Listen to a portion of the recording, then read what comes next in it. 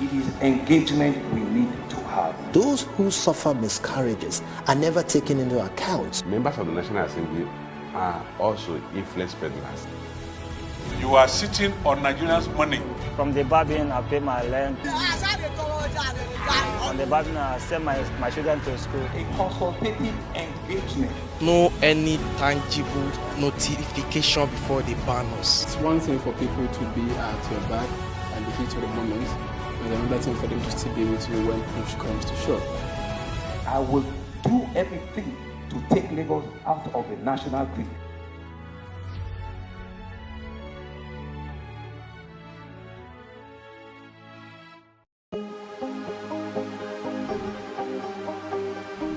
This is it for upcoming artists to blow in Nigeria.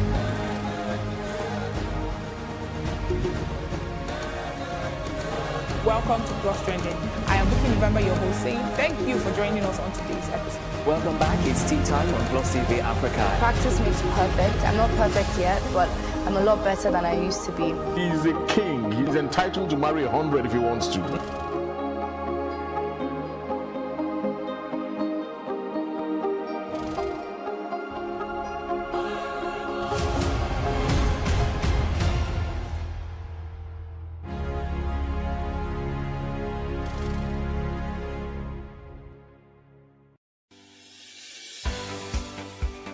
Businesses in Africa can be very challenging.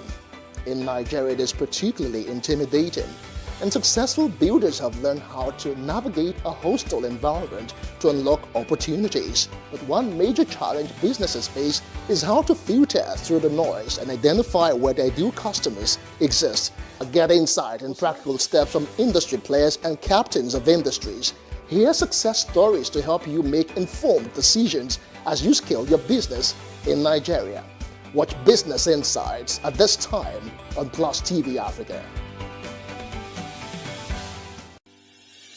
Increase the reach of your events or business services.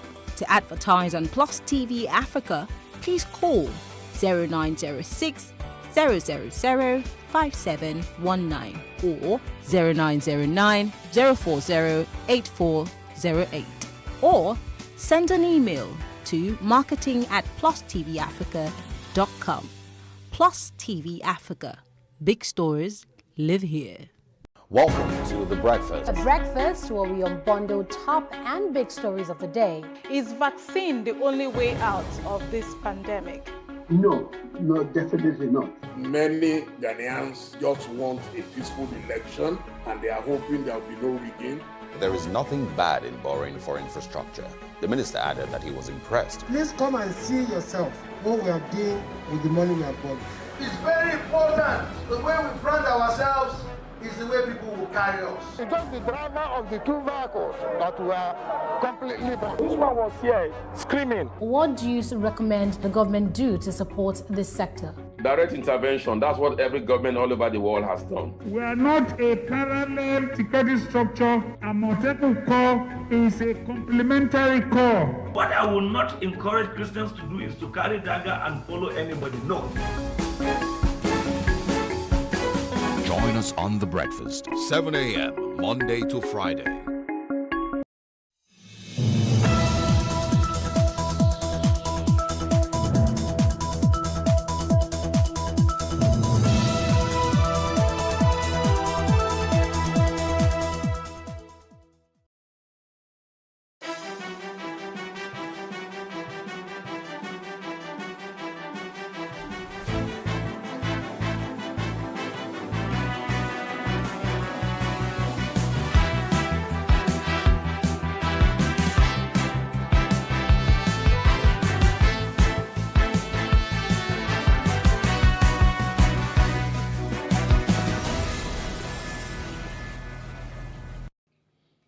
Hello and welcome to What Are You Saying? Hashtag ways where we talk about topics in the news as it affects us all. I am Usayome Saleh, and tonight I'm having the delectable Elsie Godwin.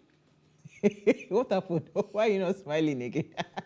And Mama Fan, how you doing? I'm great. Gray on gray. I like the hair and the shirt. We're embracing adulthood. Hallelujah. How are you? How was your weekend? How was Saturday? I was humbled, actually. I took an exam that humbled me to my bones. I'm still recovering for that experience, but I want to believe that it will end in glory. Amen. How about you, Elsie? How are you? Good weekend, restful weekend, but I caught cold. I caught a cold. Happy the ground. What did you do that you went to catch cold? Okay, that smile is different. That's not what we're talking about. So I'm just saying that I'm not feeling very well. Just be nice to say sorry. Okay. Oh, and appreciate me for being upset. Be nice. Even when I'm not strong so sorry enough to you had be to here. go through that. Thank you. We're talking mental health today. Care about me, please. My mental health is important. Here's what we found as today's quote. You can't control everything, like the way we started late today. Sometimes you need to just relax and have faith that things will work out. So let's let go a little and just let life happen. That's from Cody Keplinger. That's the quote. I like that part. Let's go, yes, and just let life happen just sometimes. Relax. Yeah. My dear, I have one left to leave. Really frustrates me. All right, so 1 in 4 Nigerians, that's about 50 million people are suffering from some sort of mental illness. That's according to World Health Organization. And research finds that Nigeria is nowhere near equipped to tackle the problems that mental health poses. So how do we maintain sanity amidst the myriad of challenges? Hawa Ojefo is here to discuss this. But first, let's take a break to see what we found in the news.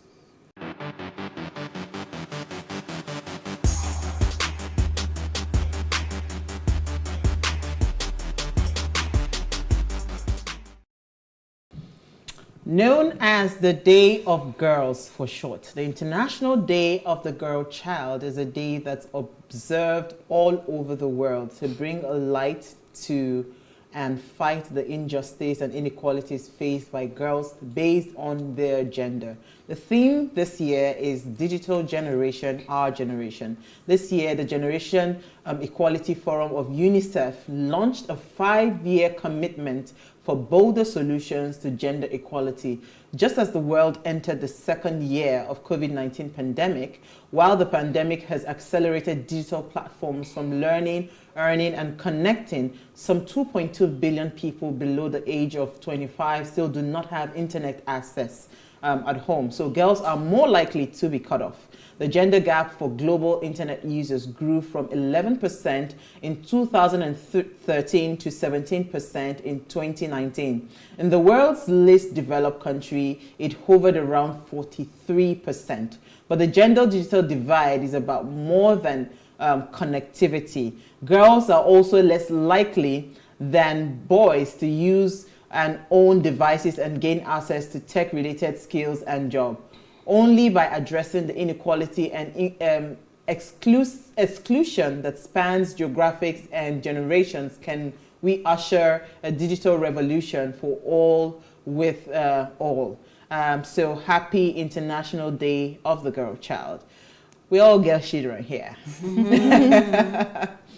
So what do you think about this theme for this year, about our generation?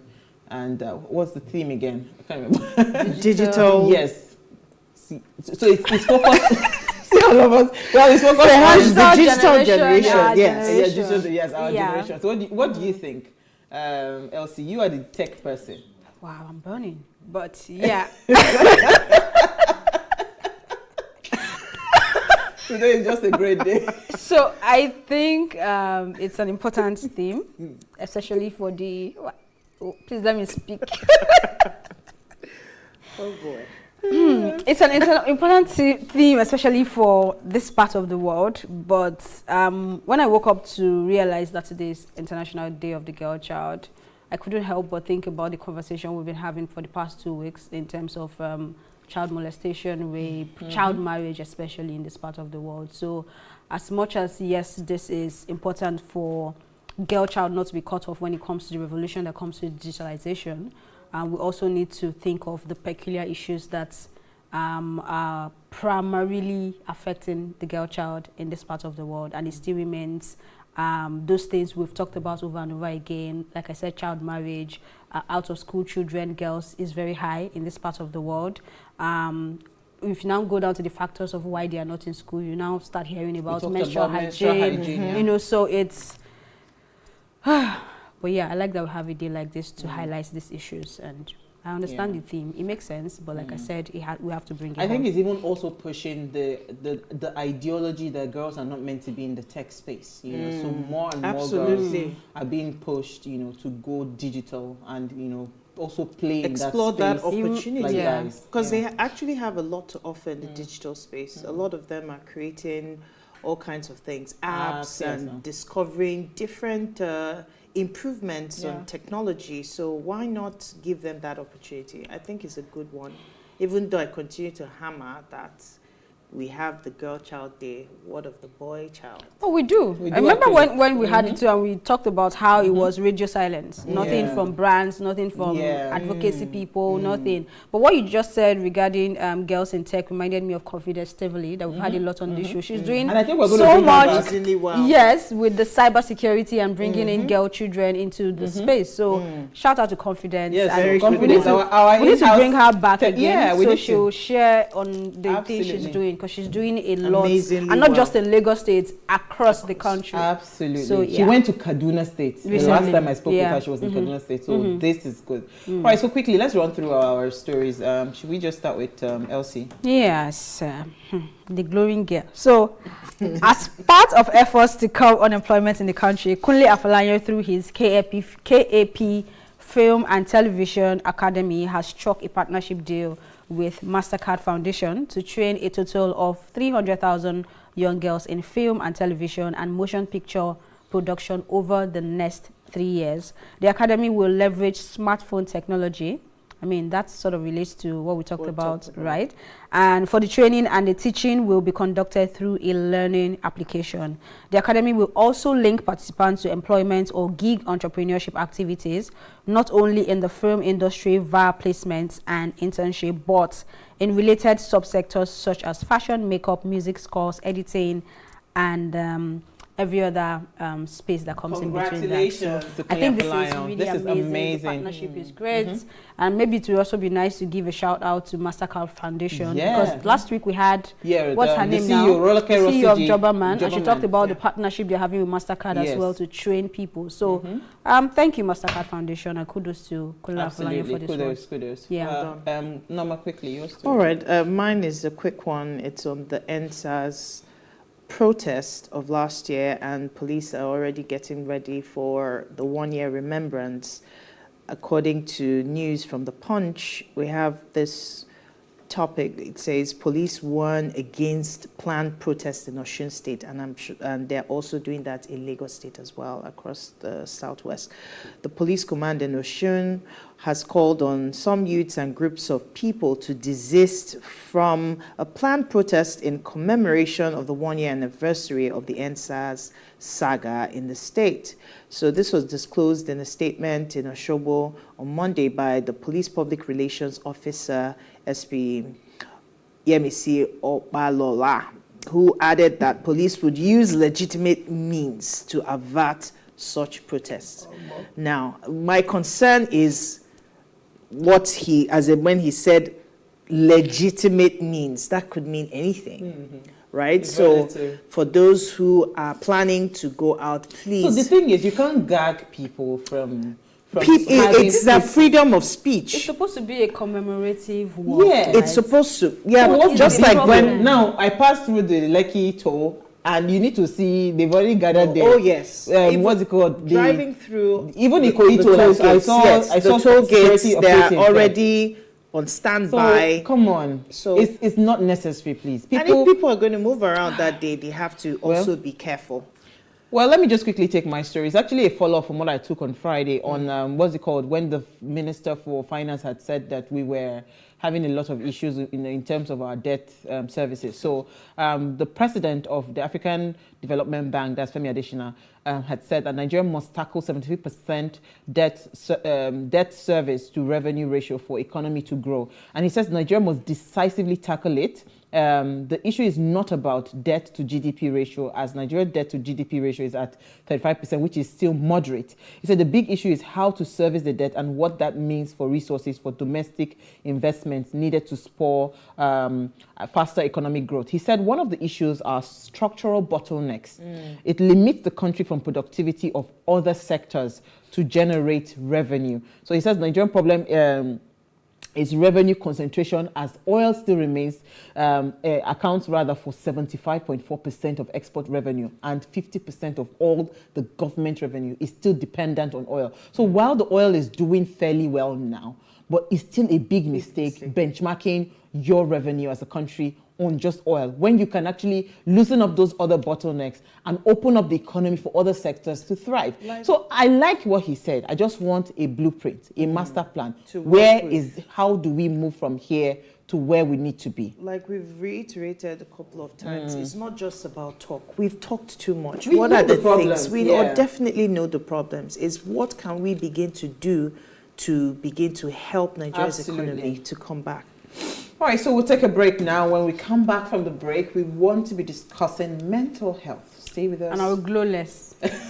We'll be right back.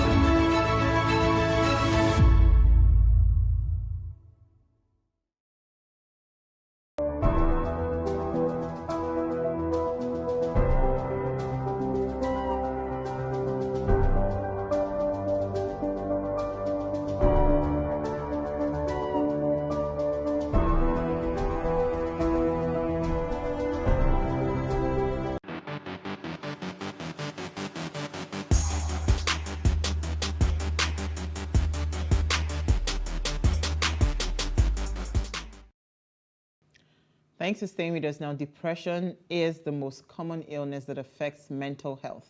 In a global survey, Nigeria ranked 15 in the number of suicide per year. Depression is still a significant public health problem, and at a prevalence rate of 3.9%, 7 million Nigerians currently suffer from it. However, more studies conducted amongst different people or different populations have reported a much higher prevalence in Nigeria. Nigeria ranked 8th on the list of the world's most depressed countries, 9th for anxiety, 6th for countries with the highest consumption of alcohol and drug. With the current challenges we face globally and our internal challenges, how can one maintain a healthy state of mind? Please let us hear what you have to say. Remember, you can join the conversation. Send us an SMS or WhatsApp to 081-803-84663.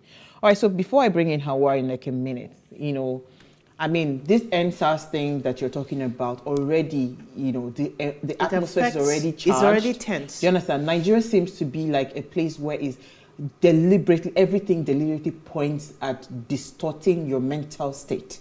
You know, even when you try to keep yourself. Yes, from the people you deal with to the people that are governing you to the people roads. that, you know, from the, I mean, on the roads, especially in Lagos State. I'm not sure about any other state. You know, everything is just like everything is working against your mental sanity. So that's what I think with Nigeria. You know, and I'm not alone, because if you ask a lot of people, they tell you these numbers are rising. Even with the statistics, we don't even have the full, what's it called, the full numbers here. Because I know, because I haven't gone to I haven't gone to go and see a doctor. But I remember there was a time where, if you look at the signs of depression, I think I went through all of those signs, you know, having been dehydrated, emaciated, being whatever, and all of that. But you know, so just tell me, walk me through, you know, how do you think we can even maintain sanity with all of these things that we're going through in our nation today?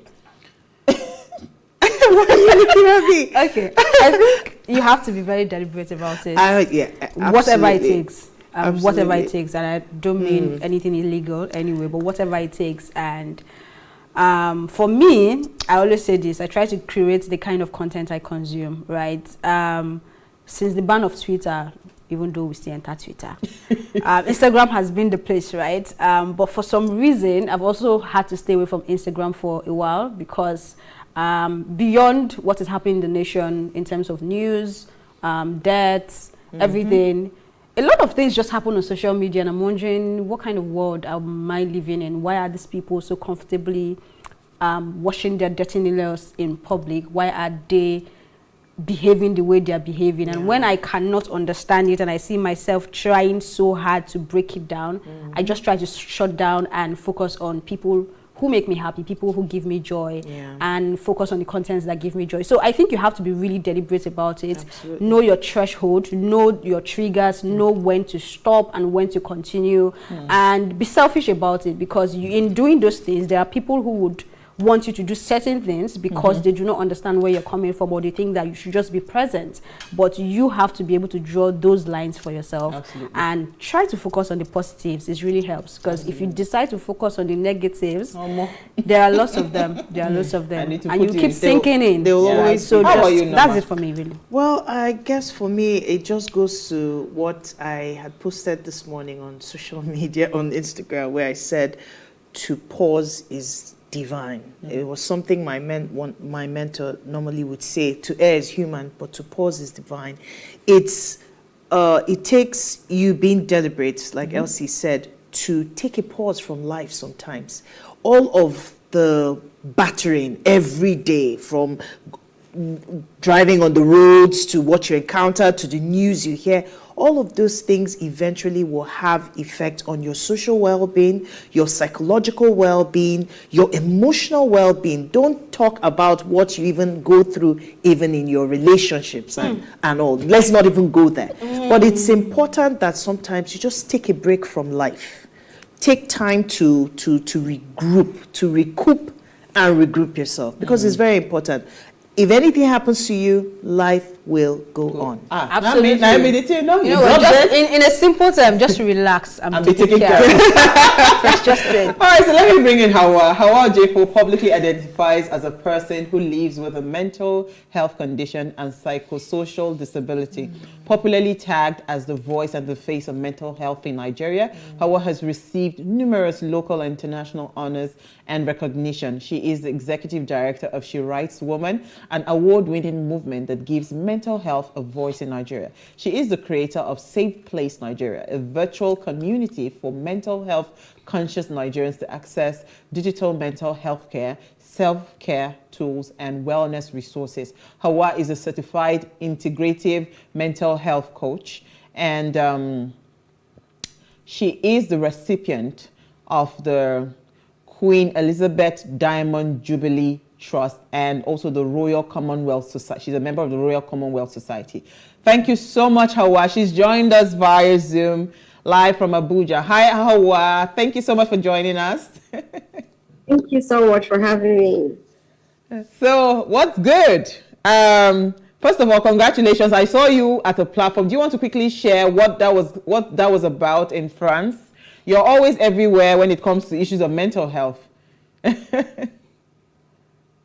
Oh, yes. Thank you. I was, by invitation of the French government, I was at the Global Mental Health Summit to give a keynote on mental health, the state of mental health, on the rights of people with mental health conditions and psychosocial disabilities.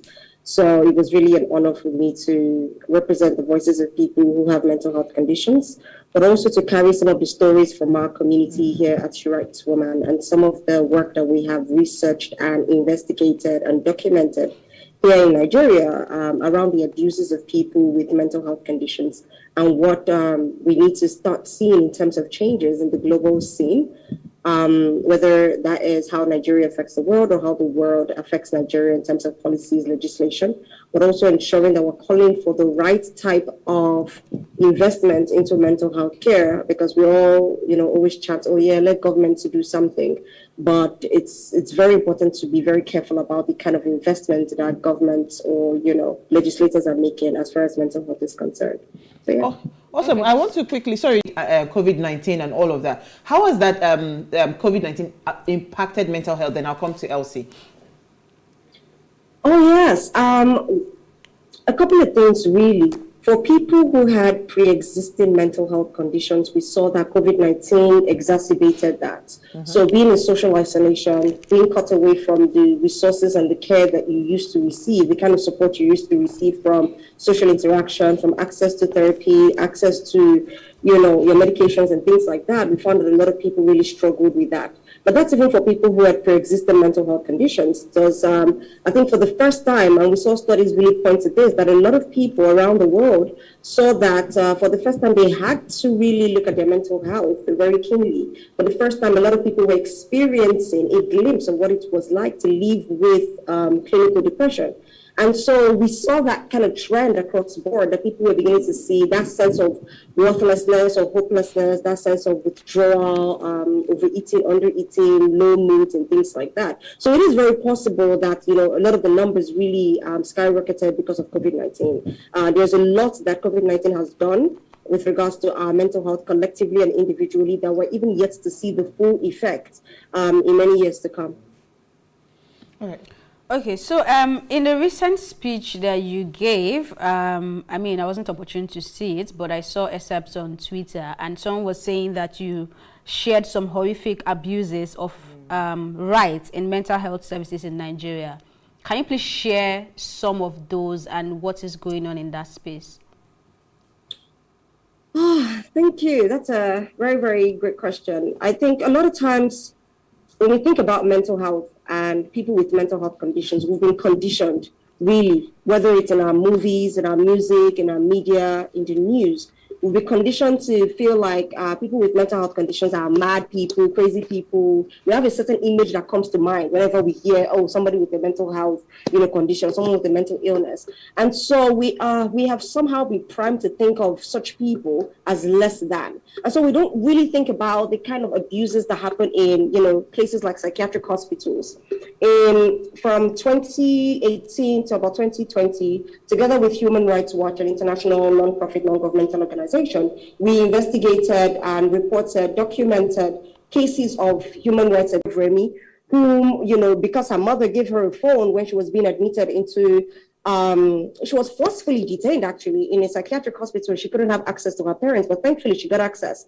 And so her mother gave her a phone, and one of the nurses brought in this heavily built crisis intervention staff that they usually call them, and he held her down and handcuffed her to the bed and pulled her panties out right in the full view of the male guards and all the people within, all the other patients within the facility, just to remove the phone from her, her private parts and, things like that. And we see those things happen, and we tend to turn a blind eye because we've somehow convinced ourselves that, oh, it's people with mental illness, oh, yes, you need to weigh them down, things like that. But that's not how an ideal somebody who says that they were forcefully detained and they're better for it. Wow, this is just so heartbreaking completely. Now, I'm concerned about those that actually take care of people who have mental illness or have to care for them. What help do they really get to even keep their own mental state of mind in place enough to be able to assist those who are clinically diagnosed or something? Is there any form of help that they receive emotionally to help them to cope with what they have to go through as well? Amazing question. And it's amazing that you think of that, because a lot of times people don't think about who cares for the carer. And carers take on a lot of responsibility and, responsibility because, and this responsibility is very disproportionate because of the gaps within the system. You're talking about a system where you have barely 200 psychiatrists in Nigeria to over 200 million Nigerians, first off. And then, scaling down, the numbers continue to get smaller. And people with mental health conditions, then who gets to take care of them? These same limited resources is what other carers also have to struggle for as well, to be able to get access to. A lot of that responsibility then has to lie in the hands of the carer to be able to say, okay, fine, I've done XYZ. I have to take on the responsibility of ensuring that I can do this for the long haul. So I have to take regular breaks and things like that. But in an ideal system, therapists, psychologists, psychiatrists, peer specialists, lay counselors, advocates should be taken care of by the healthcare system as well. But we already understand that we have a very fragmented, dysfunctional healthcare system in Nigeria, also the mental health care system as well. What you just said reminded me of our former colleague, what's her name, Amaka, that goes around to when there are kidnap cases and she goes to cover those stories. I mean, she had to talk to me one day and say, you know what, that she was so traumatized that they had to get her a therapist. Because hearing those stories of those people that are going through. Hawa, here's the thing. Nigeria is almost choking when it comes to issues. If you're not running away from armed robbers, you're running away from bandits. If you're not running away from bandits, you're running away from herdsmen. If you're not running away from herdsmen, you're running away from, SARS, or maybe corrupt government politicians and all of that. So if a government is listening and they really want to put our country at the map of better instead of the worst. Instead of the countries with the worst mental health cases, we want to upgrade ourselves to better healthcare, better mental health status, for the country. What should the government be doing? What are they supposed to put in place? Quite a number of things, really. I think there are different approaches. You can do a top-down approach, a bottom-up approach. You can take the sideways. So if you look at the top-down, we have to recognize that Nigeria's last piece of mental health legislation was in 1958. And I need people to really think about that. If a piece of legislation was from 1958, I think that was around the colonial time. And so that means that there are certain kinds of references and phrases and frameworks that are so outdated and archaic that it only makes sense that they are quite abusive, and it makes sense that we're seeing a kind of system that we're seeing today. But it's not enough that we just say, oh, you know what, let's just change the legislation, because we don't want a situation where we're just doing the same thing but dressing it up with a different type of language, or, but the same sort of practices are going in place. So one of the things that we have done as She Rights Woman over the last year and a half is really pushing for a rights-based approach. There are conventions, human rights conventions that Nigeria has committed to internationally, but we're yet to see them reflect locally. I mean, Nigeria committing to the CRPD and saying that, okay, you know what, all people with disabilities and all people with mental health conditions must be treated with full dignity and liberty and must have their fundamental freedoms. And then you look within the Nigerian society and you're like, really? Nigeria committed to that? Then how is that happening here? Because we haven't localized or fully domesticated those conventions and treaties. So there's that approach. There are policies. There are outright executive orders that can be taken to ban certain things like shackling and chaining and all of those things that happen within the mental health space. Now there's also the bottom-up approach. You can look at what's working within the civil society sector. She Rights Woman has run a 24/7 helpline for the last 5 years. This year alone, we've logged over 7,000 calls. And that is more than we did last year and the year before combined. So it tells you that there's a need. So the government should be looking at how can we scale the things that are already happening? How can we partner with existing organizations to ensure that these services are reaching the furthest behind so that we don't leave anyone behind? Now, when we look at middle ground or sideways approaches, we're looking at social determinants. The truth is that we cannot talk about improving the mental health of any country without really looking at things like poverty, affordable housing, job, employment, education, healthcare. Those are things that if we're going to ensure that people are well, are whole and rounded human beings, then you have to ensure that they're getting good education. You have to ensure that they're getting healthcare, insurance. You have to ensure that there's a safety net for people who are falling below the poverty line. Because really, what uses therapy for somebody who can't afford to eat? So those are certain things that you want to do. It's a very holistic approach. It's not enough to just say, oh, we're going to pass this bill, we're going to donate this. Those are very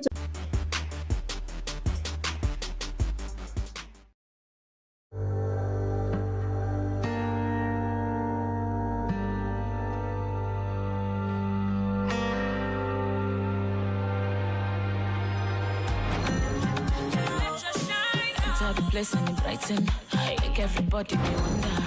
Waiting because all the shine. Lush hair. Long hair or short doesn't matter. Crochet or dreadlocks can be better. Only for girls we know better. Lush hair. So you want to slay with swag. Gotta be lush hair. Gotta be lush hair. Straight or curly. You know they tango. Lie. Gotta be lush hair. Gotta be lush.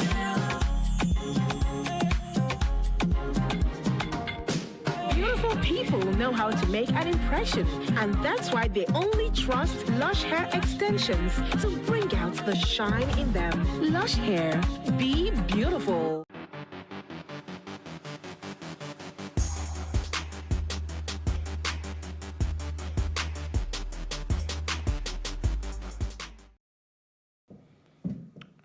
All right, so if you just tuned in, we're having an amazing chat with Hawa Ojefo on maintaining a healthy state of mind amidst the current national challenges that we're having. All right, so please let us hear what you have to say. Remember, you can join the conversation. Send us an SMS or WhatsApp to 081-803-84663. Elsie, had a question before we went on a break. Yes, I did, and I understand the place of policy is the place of government, but I'll try to stay away from that for now to stay in line with the topic. That's maintaining our mental health, right? For Hawa, when she was responding to my question earlier, she talked about some horrific things that were happening, and it reminds me of the conversation we've had over the years in terms of demystifying mental health for people to really understand what it is about. This is not saying you have to understand it like the practitioners, but you just need to understand it enough to have empathy, right? And my question really is, you said you've been doing this for 5 years. I've worked with organizations that are chanting this cause and they've been doing it for that long as well. What more do you think can be done for people to really understand mental health and maybe a bit of how it works in order to have a bit of empathy? Because you've talked about the problems we have in this country. It would also always trigger mental health issues. But how can we begin to break down these things? We have done enough, we've done a lot in the space of 5 years or more. What more can be done? Thank you. See, a lot more can be done. On the one hand, we have to look at the role of media. If we're just looking at how we can, as citizens, continue to destigmatize, we have to look at how to continue to have conversations. How can we begin to tell new stories around mental health? Because the way people respond in terms of their attitudes and beliefs and actions around anything that is mental health tells you a lot about the conditioning that we've had. So we're very worried and scared about it. So the moment you say mental health, you've not even said anything illness or disorder or anything. Everybody's like, no, it's not me. It's not me, I'm fine. I'm okay, So we lose a lot of people at that point because we've made the conversation so technical and so complex. But when we really just bring it down to the basics, mental health is how you think, it's how you feel, how your thoughts and your emotions interact, and how that affects your behavior and how you show up every day. If you talk about things like sleep and how people stay in bed and they cannot fall asleep, or how they sleep and they cannot stay asleep, or how they sleep and they wake up early, people begin to be like, I understand that. And those are ways that we can bring more people into the conversation. We don't have to keep mental health, we don't have to keep it in terms of the illness and, what people with mental health conditions did that are bad and things like that. We need to continue to project new images and new stories so that people subconsciously can begin to replace the picture that they have in their heads about, who somebody with a mental health condition is. I think that goes a long way in bringing down the barriers to which people can say, okay, maybe I have something that perhaps I should, that begins to start the conversation. I think beyond that, there's so much that we can do in terms of schools. But again, to scale such things, of course, we're going to have to need policies and governments to scale. But wherever people are, schools and workplaces, you're going to need to start having conversations about mental health. I genuinely believe that one of the ways that we can start to catch it early when it comes to mental health or mental health conditions is recognizing that more than half of mental health conditions are already formed at the age of 14. So it tells you that there's a lot that happens pre-14 that we need to take advantage of in terms of the schooling and how we can begin to revamp education, but also how we can also think about parenting. There's a lot about parenting that we think, oh, that's just how we're brought up. We turned out fine. We're Africans, things like that. But the truth is that it's not working. We start seeing the onset of the breakdown of a lot of people from 24, 23 and upwards, because those are things, and we see the data that it takes about 8 to 10 years from the onset of a mental health condition to when it begins to show behaviorally and interfere with the person's life. So there is a lot that needs to be done at that stage. Schooling, parenting, and media will be things that So how can we get people to understand that chemicals are working, things are going wrong in the head, and there can be solutions, but there are steps to it, because it's not just about being depressed or getting that clinical depression diagnosis. We are beginning to see the bigger part of it in this part of the world, and that is where the extremism comes in. Say extreme cases are not what we think that they are. I live with bipolar as well. I've lived with bipolar for quite a while. I'm on medications. I do therapy from time to time. I live very full, and I wouldn't call it normal because I don't know what normal is. And I'm sure a lot of people do not know what normal is. Normal is what you say it is. I would say that the failure of a person to be properly cared for, you would have mental health care at the primary health care level. People come and they're having malaria every month, and we continue to give them health conditions. Absolutely. Again, a system that works in terms of health insurance, a system that is accommodating of the fact that mental health conditions are not necessarily flaws and illnesses in how we have traditionally been convinced to think that they are. But when we look at them from the disability or psychosocial or the human rights lens, we look at it as the fact that the environment has not fully adapted to the needs of the person. Think about the fact that maybe somebody with a bipolar condition just generally has certain kinds of cycles that the environment needs to adjust to, but we don't have that. Think about it from a point of physical disabilities as well. If somebody cannot climb up the stairs, does not mean that the person has a flaw. It is that the system has not created a condition where all people can access flaws that are beyond the ground level. And so that's how we like to think about it. It still lies on the fact that we have a healthcare system that is fragmented and dysfunctional. What we're trying to do is that we're trying to work and tweak within it when we're supposed to be changing the entire system by itself. Yeah. Wow. Thank you so much, Hawa, for enlightening us. I mean, I'm totally blown away this evening. Now, I want to ask, because we have people that live with family members who have to deal with mental illness. Now, how do we begin to pay attention? Because I know a lot of times we have lost we've lost people, and there have been cases where if somebody was paying attention, that somebody could have been saved. So how do people begin to pay attention to the environment? Let's leave what government is not doing well. How can we begin to equip people to be aware, to look out for the pointers? Right? I don't know if I'm clear on that, but how do we begin to make people to pay attention and to help people get the help that they need? Sort of create that supportive environment that begins to help people manage these conditions better. No, absolutely. I think it's a very good question. We all have personal responsibility in how we're able to care for people. And it starts by being able to even know what to look out for in the first place. And I would say a couple of things, but I also want to be very wary that sometimes people take these things and they take it to the extreme, and then you start going up and down and say, I think this one has bipolar, I think this one has depression, things like that. So I just want to just put that ahead of time as a bit of a caveat. So I mean, let's look at depression, which is usually comorbid. It comes with almost every kind of mental health condition. Depression would always come with it. And it has certain kinds of signs that we can all look out for. And I say this because the person that you're looking at may exhibit it differently from another person. So you want to be careful not to just intrude or assume.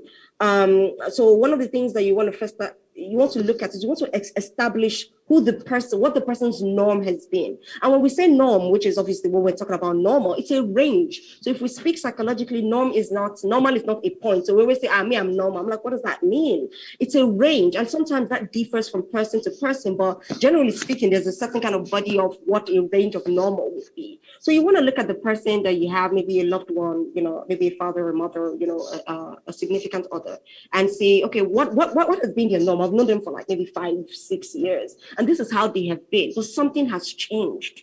That's where you now begin to look at and check off a couple of things. So one of the things you want to start seeing first off is general low mood and this sense of perpetual sadness. I don't want to call it sadness, but sometimes we lose words. It's almost like grief, but you cannot see it. It's something that the person feels. It's like they're sinking into a dark hole. Nothing excites them, It's not like they're going to stop laughing or anything. It's just that can be sustained. So we see that more hours in a day, more days in a week, more weeks in a month.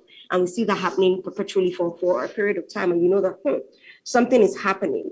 We also see when people begin to withdraw from social activity. You've had this friend and you know that they're usually the life of the party. They're the person that organizes hangouts. Are you guys, let's go out for drinks and things like that. And all of a sudden, you don't even want to pick calls again when it's girls' night out. Like, they're not even interested. I'm in bed, Jerry. Well, beg, this life, they're just not interested. It happens once. Okay, maybe they're tired. It happens twice, then continues to happen over a period of time. And you're like, there is something there, or they stop picking calls and just resurface after that. Oh, I'm sorry, Jerry, life was happening, things like that. You want to pay attention. You want to look at changes. If you're very close to them and you live in the same physical spaces, then you want to look at changes in their sleep patterns and their eating patterns as well. Are they sleeping a lot more or are they sleeping a lot less? And it's again, it depends on what is normal for the person. If that person is usually somebody that goes to bed at 10, wakes up at 6, very good through their day. But now they are awake at 1 a.m., pressing phone, scrolling Instagram. They can't sleep. They're tossing and turning. I see some people side eyes, and or they're waking up too early and they're like. Hold on. Because I was going to ask you that, please. How can we differentiate between stress and the mental health issue? Because see, if your environment is stressing you, sometimes I stay awake when I'm just stressed. You understand? And the way I can declutter is probably stay up and watch a movie or something. I was just going to add quickly because we're running out of time. I want you to just lump everything together. The role of religion and culture. That one, it can never be overemphasized. Every time we have the opportunity to talk about mental health, we need to always talk to our religious leaders and our culture, the culture that this person is supposed to stay silent, don't speak up and all of that. And men are not supposed to cry, all those kind of, horrific, programming that we've been programmed to be. So you just see a man throwing a lot of tantrums. You don't know why he's throwing tantrums. He's going out to go and take alcohol because that is his own way of escape. And, so that's what is happening now, because if they say that we are number 6 in the world of the highest consumers of alcohol and drugs, that's a big deal, Hawa. It's a big deal. So how can we... TikTok challenge. TikTok challenge fire. So what do we do quickly? So it's a lot, and that's why there's such an urgency, and if Nigeria doesn't get on board very quickly, this might be a missed opportunity. I think COVID-19 has given us a very clear opportunity to see that mental health affects all of us. If we ever before didn't think that it's my problem, it was only for people with mental health conditions. Now we can all see that the thing affected me last year, I remember, and things like that. So I think it's really, really important. And it goes back to some of those things that I talked about. But I also want to clarify that it's not just about having one of those things. It's about having at least 3 to, you know, 4 of those things over combination of those kind of signs over a period of time, you know, so that you don't feel like just, you know, it happens maybe one time in a month and you're like, hey God, what have I carried on my head? You know, that kind of thing. But it's also, and that's why it's so important that we know these things early so that we can intervene early. We can begin to seek support early. There's so much about, you know, like you rightly mentioned, culture and religion. The cultural, I don't know why we are so determined to hold on to things that are no longer working for us. But what can happen with culture is that when a group of people begin to, you know, break that culture, and more people are beginning to share and open up and be vulnerable, more people see that it's almost like they have permission to do the same now, you know. And so I think at the beginning of the show, we're talking about how people are sharing, and, you know, while sometimes it may look like oversharing and things like that, the truth is that it now opens the door for other people to begin to now express and let down and let out and things like that. There's so much for the fight for, you know, against patriarchy and all of that, because a lot of men are stuck. Whilst more women may present with mental health conditions, more men, statistically speaking, actually carry out suicidal thoughts and actually go ahead to take their own lives. And, you know, the cases are a bit more violent and, you know, more cases of substance abuse and, you know, and alcohol involved as well. So there's a lot of the conversation that can also be taking place, that can also take place in churches and mosques and religious institutions. Our traditional leaders, people listen to them. So I always tell people, we have to look at how to influence our influencers, because that's the only way we're going to scale the message across board. Absolutely. I love that. Influencers. Yes, fantastic. Why are you pointing out? You say you had one final question. Okay, I wish you had more time because I was going to share something to get your opinion on it. But taking it back to maintaining mental health and national challenges, October 20th is around the corner, and I know how I felt last year. It was one of those experiences that actually shook me. Like it was, is it shook now? Shook you. Yeah. It shook me. And it's happening again. People are wanting to commemorate and the government are pushing back. So what would you say to the young ones out there? How can they maintain their mental health in this period? What would you tell them to hold on to while trying to at least have a voice?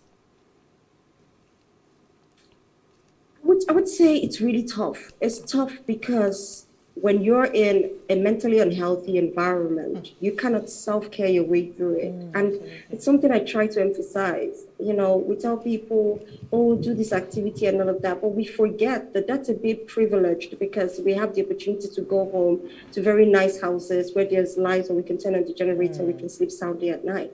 There are people who genuinely do not have that privilege. And that's a fact. So whilst we want to say, you know, try and sleep, try and switch off if you can, try to be very deliberate about the information and the news that you consume. If you need to stay off social media for a while, please do that.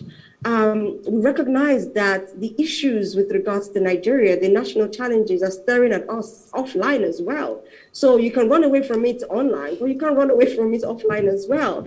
You know, so you open your tap, it's dirty water, there's no light for days, you go on the helpline. Having 7,000 call logs is not a joke. So can you please share the number again for the people that are watching that really need to speak to someone? Thank you. It is 0800 800 2000. 0800 800 2000. Yeah. All right. Thank you so much, Hawa. I think we need to bring you back again because I really wanted to touch on the impact of social media on mental health because that is a big deal. And we are all on social media and it seems like we are all struggling to want to impress. But thank you again, Hawa. It's been an amazing conversation. We hope to have you again soon. We will need to keep the conversation going. All right, so thank you, ladies. Thank you, Norma Ifana. Thank you, Elsie Godwin. Now, before we go, do ensure you follow us on Instagram at PlusTvAfrica. You can interact with us further, drop a comment, and more importantly, we're planning a giveaway to say thank you to you for believing in the Ways brand. So do well to follow us now. It's at PlusTvAfrica. Like, share, comment, and invite your families and friends to watch and follow the conversation. If you missed today's quote, here it is again. You can't control everything. Sometimes you just need to relax and have faith that things will work out. Let go a little and just let life happen. I think Hawa also mentioned that some things you cannot control, so you just let go. All right, we'll see you guys tomorrow at 8 p.m. as we bring another great conversation to your screen. Enjoy.